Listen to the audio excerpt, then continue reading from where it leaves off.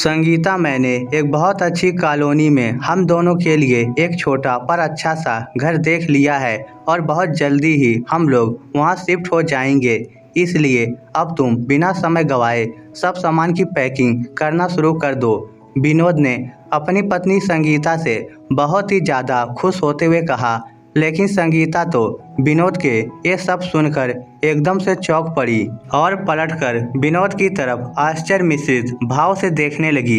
ये क्या कह रहे हो तुम विनोद? संगीता एकदम से घबराकर बोली। अरे लो, इसमें मैंने कौन सी ना समझने वाली बात कह दी। साफ साफ तो सब कुछ कह रहा हूँ कि अब ये घर छोड़कर हम लोग दूसरे घर शिफ्ट होने के लिए चल रहे हैं। तुम भी ना संगीता। बस, विनोद ने संगीता का मजाक उड़ाते हुए कहा। और विनोद, मम्मी पापा क्या इस घर में अकेले रहेंगे? संगीता को तो विनोद की बात कुछ समझ में नहीं आई, या फिर वह समझ कर भी अनजान बन रही थी। संगीता, जब मेरे बाकी दोनों भाइयों की जिम्मेदारी नहीं बनती पापा मम्मी के प्रति, तो फिर ये जान लो कि मेरी भी नहीं है। बहुत उठा ली मैंने मम्मी पापा की जिम्मेदारी। मम्मी पापा सिर्फ मेरे ही नहीं हैं, उन दोनों के भी हैं। विनोद ने कंधे को उचकाकर लापरवाही के साथ इस तरह से कहा मानो उसे सचमुच अपने मम्मी पापा की कोई भी परवाह नहीं थी। लेकिन विनोद, मैं अभी तक तो यही समझ रही थी कि तुम ये सब मजाक में कह रहे हो कि हम लोग दूसरे घर में शिफ्ट हो जाएंगे। पर ऐसा क्यों? आखिर मम्मी पापा इस उम्र में किसके सहारे रहेंगे? यहाँ पर विनोद, क्या तुम सचमुच मम्मी पापा को इस घर में अकेला छोड़कर जाना चाहते हो, या फिर अपने भाइयों का बदला अपने मम्मी पापा से निकालना चाहते हो?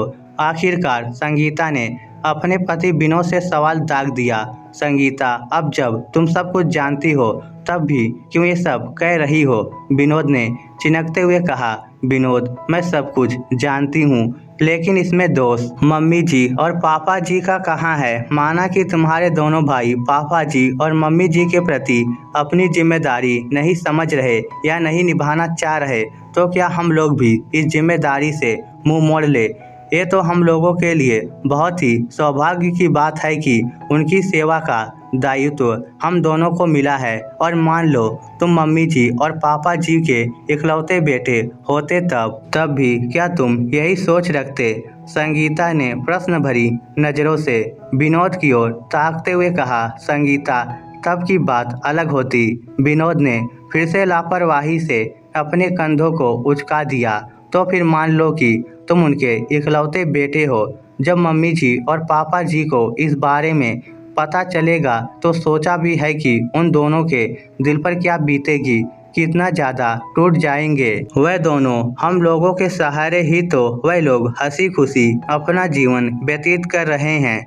हम दोनों पर वह जान छिड़कते हैं। अगर हम उनसे दूर हो जाएंगे तो क्या वह इस उम्र में भी भला खुश रह पाएंगे? संगीता अभी भी अपनी बात पर पूरी तरह से अड़ी हुई थी। संगीता, जब मेरे दोनों बड़े भाइयों को इस बात से कोई फर्क नहीं पड़ता तो मैं भी क्यों सोचूं?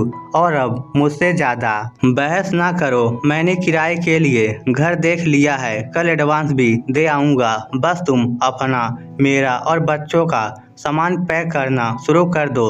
विनोद ने संगीता के ऊपर गुस्साते हुए कहा और उठकर बाहर चला गया। विनोद तो बाहर चला गया, लेकिन संगीता उन परिस्थितियों के बारे में सोचने लगी कि क्यों और कैसे ये परिस्थितियाँ उत्पन्न हो गई। संगीता जब इस घर में ब्याह कर आई तो बड़ा पूरा परिवार था। ससुर अखिलेश जी, सास सीमा जी और 2 जेठ जेठानी थे। लेकिन वह लोग अपनी अपनी नौकरी के कारण अपने बच्चों के साथ दूसरे शहर में रहते थे। और संगीता विनोद के साथ पुश्तैनी घर में अपने सास ससुर के संग। विनोद की अपनी एक दुकान थी। सास ससुर दोनों ही संगीता को बहुत प्यार करते थे। संगीता ने तो बहुत जल्दी सास ससुर का दिल अपनी सेवा से जीत लिया। विनोद भी संगीता को बहुत प्यार करता था, क्योंकि संगीता थी ही काफ़ी समझदार और संस्कारी। समय खूब अच्छा चल रहा था, लेकिन जब से विनोद की शादी हुई तब से उसके बड़े भाइयों और भाभियों ने मम्मी पापा की जिम्मेदारी से बिल्कुल ही हाथ खींच लिए थे। ना वह लोग कभी उनसे मिलने आते, ना कभी अपने पास रहने के लिए बुलाते, ना ही कभी रुपया पैसा भेजते। बस यही सब कुछ विनोद को खटकने लग जाता। अखिलेश जी और सीमा जी ने अपने दोनों बड़े बेटों से कहा भी कि हम लोगों की सारी जिम्मेदारी विनोद अकेला उठाता है। बुढ़ापे में 4 तरह के खर्चे बढ़ जाते हैं, कभी कोई दवा, कभी कुछ ना हो तो थोड़े रुपए ही उसको भेज दिया करो। लेकिन उन दोनों ने किसी तरह से कोई बात समझनी नहीं चाहिए। उल्टा ये कह दिया कि वह आराम से पुश्तैनी घर में रह रहा है, कौन सा बहुत बड़ा एहसान कर रहा है। हम लोगों को तो यहाँ घर का किराया भी देना पड़ता है। शुरू में तो खैर विनोद को कुछ भी नहीं खलता था, लेकिन समय के साथ ये बात उसको अखरने लगी। बस इसी वजह से वह भी अपनी जिम्मेदारी से भागने की सोच रहा था। लेकिन उसकी पत्नी संगीता बहुत ही समझदार थी। वह बार बार विनोद को समझा बुझाकर ऐसा करने से रोक रही थी। और ऐसी बात नहीं थी कि अखिलेश जी और सीमा जी को इस बात की कोई खबर नहीं थी।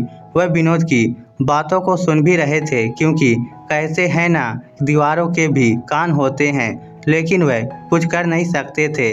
जहां उनके बड़े दोनों बेटे बहुए उन्हें छोड़ छाड़ कर चले गए थे, वहां ये दोनों भी सही बस बैठे बैठे वह भगवान का खेल देख रहे थे कि ईश्वर जैसा चाहेगा वैसा रखेगा, जैसे चाहेगा वैसा खिलाएगा। लेकिन हाँ, कहीं ना कहीं बहू संगीता पर बहुत भरोसा था, क्योंकि वह सचमुच बहुत ही संस्कारी और सुशील थी। और आज भी जब विनोद चिढ़ते हुए सारी बातें संगीता से कह रहा था, तो वह दोनों वहीं बरामदे में बैठे बैठे सुन रहे थे, लेकिन फिर भी लाचार महसूस कर रहे थे खुद को। और सब कुछ तो ठीक था, लेकिन बच्चों के बिना कैसे रहेंगे। बस इसलिए न चाहते हुए भी उनकी आंखों से आंसू बह रहे थे। जब छोटे पोता पोती पास आकर खेलते तो उनका हर तरह का दुख और कष्ट समाप्त हो जाता। लेकिन अगर बच्चे चले गए तो सचमुच जीवन दुर्भर सा हो जाएगा।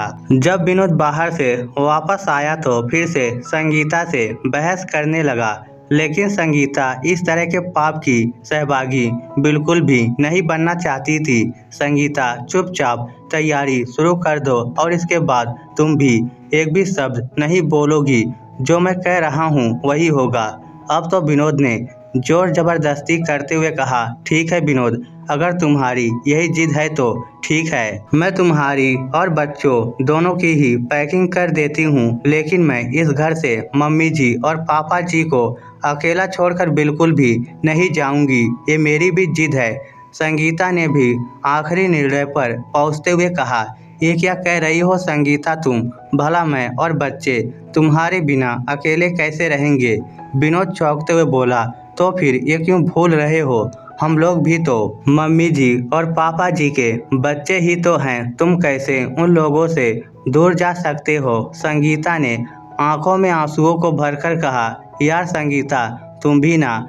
विनोद थोड़ा सा भावुक हो उठा। विनोद, मैं यही तो तुमको समझाना चाहती हूँ, लेकिन तुम मेरी बात सुनते ही कहाँ हो, बस चिल्लाने लग जाते हो। जरा ठंडे दिमाग से सोचो कि क्या मैं जो कुछ कह रही हूँ वह गलत कह रही हूँ, और फिर कोई तुमको गलत भी कहेगा। हर कोई एक बहू के ऊपर ही उंगली उठाएगा, क्योंकि लोगों की नज़रों में जो कुछ सास ससुर के साथ गलत होता है वह बहू ही करती है, भले गलती तुम जैसे बेटे की क्यों ना हो। संगीता ने विनोद का हाथ पकड़कर बड़े मनुहार के साथ कहा। आज विनोद सचमुच कुछ सोचने को विवश हो गया और फिर थोड़ी देर बाद आखिरकार बोल ही उठा, संगीता, सचमुच मान गया तुमको। जहां आज के समय में बहुएं अपने सास ससुर की सेवा करने से मुंह मोड़ती हैं, वहीं मैं तुम जैसी पत्नी पाकर धन्य हो गया। भाग्यशाली हूँ मैं कि तुमने हर प्रकार से समझाकर मुझको भटकने से रोक लिया। मेरे मम्मी पापा भी बहुत किस्मत वाले हैं जो उनको इतनी अच्छी और सुघड़ बहू मिली है। अब तो विनोद भी संगीता की बातों से उसके आगे नतमस्तक हो गया और अंदर बैठे अखिलेश जी और सीमा जी संगीता की बातों से बहुत ही ज़्यादा प्रसन्न हो रहे थे कि सचमुच परिवार में इस तरह की बहुएं आ जाए तो सास ससुर की गति कदापि ना बिगड़े। इस स्टोरी को लेकर आपकी क्या राय है? नीचे कमेंट करके हमें ज़रूर बताइएगा। धन्यवाद।